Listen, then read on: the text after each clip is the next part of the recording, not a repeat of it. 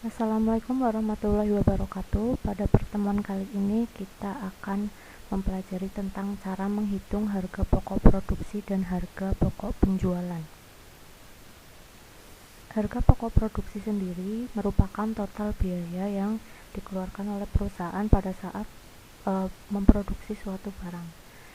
Sedangkan harga pokok penjualan itu adalah total biaya produksi tadi yang ditambah dengan persediaan awal dari perusahaan yang siap, jadi barang yang siap dijual oleh perusahaan, dan dikurangi dengan persediaan akhir atau barang siap jual dari perusahaan. Untuk memahami lebih lanjut, kita langsung ke contoh soalnya. Di sini Pak Budi merupakan pengusaha kerajinan dari anyaman bambu yang sudah diekspor hingga ke mancanegara, jadi nilainya pasti tinggi.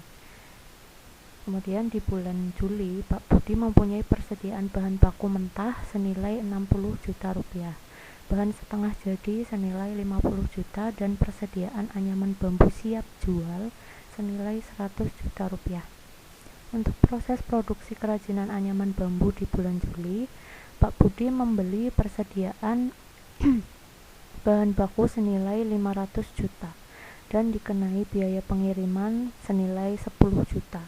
Selain itu ada retur pembelian sebesar 20 juta.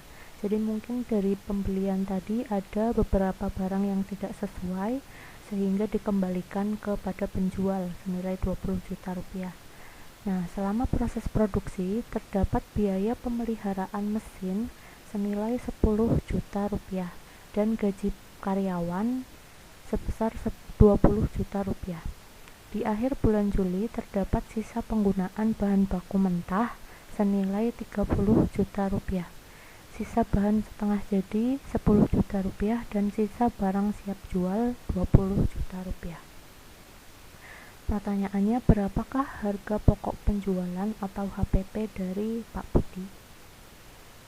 Yang pertama yang perlu kita hitung adalah harga pokok penjualannya dulu. Tahap yang pertama dari menghitung harga pokok penjualan adalah menghitung bahan baku yang digunakan. Bahan baku yang digunakan rumusnya adalah saldo awal bahan baku ditambah pembelian bersih dikurangi saldo akhir bahan baku. Bahan baku ini berarti bahan yang mentah, bukan bahan setengah jadi maupun bukan barang siap jual. Ya, kalau dari contoh soal yang tadi berarti yang digunakan adalah yang pertama persediaan bahan baku mentah tadi senilai 60 juta rupiah.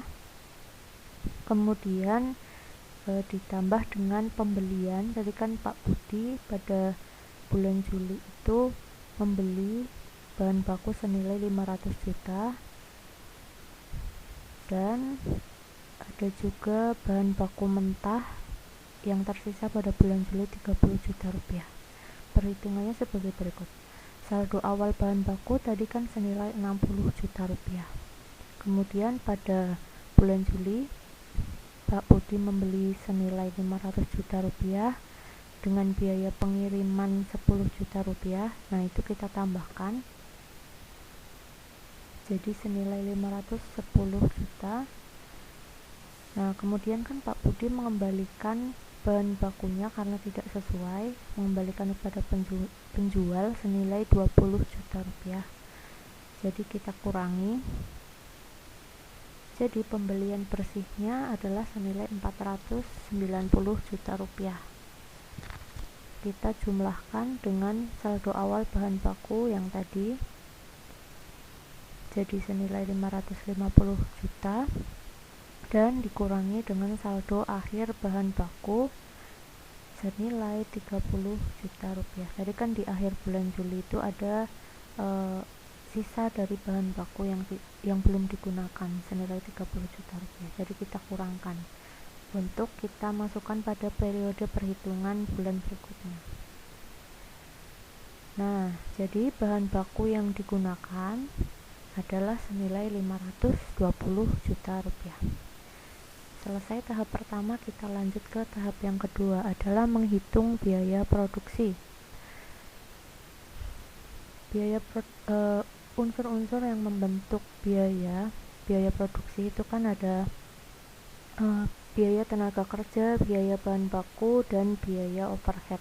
Karena tadi bahan baku kita sudah hitung, maka kita lanjut tambahkan dengan biaya tenaga kerja dan biaya overhead. Nah, kalian tahu kan biaya overhead itu apa? Biaya overhead adalah biaya tidak langsung, berbeda dengan fixed cost yang setiap bulan nilainya sama.